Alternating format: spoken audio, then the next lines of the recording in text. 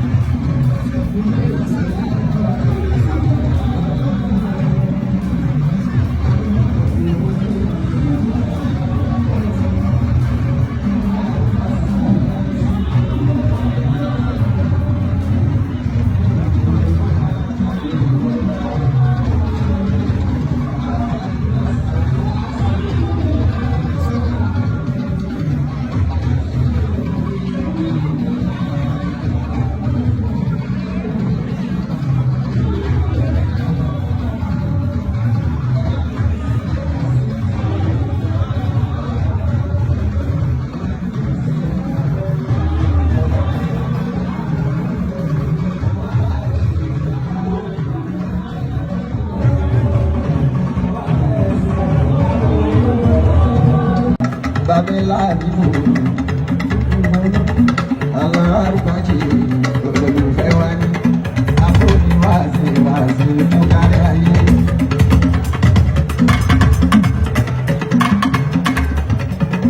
Àwọn àmì kòkòrò kọlọ̀rọ̀ gbọ́n tọ́lọ́rọ̀ bá tó pọ̀ kí ló fẹ́ ṣe. Ṣéun lábí ẹ̀yìn àmì kòkòrò kọlọ̀rọ̀ gbọ́n tọ́lọ́rọ̀ bá tó pọ̀ kí ló fẹ́ ṣe sí. Ó tójú ẹlẹ́dìyẹ ìbòmí tó gbóná. Ó tójú ẹlẹ́dìyẹ ìbòmí tó gbóná. Ẹlẹ́dìyẹ sunkún làbíkú ìyá tán. Ẹlẹ́dìyẹ sunkún làbíkú ìyá tán.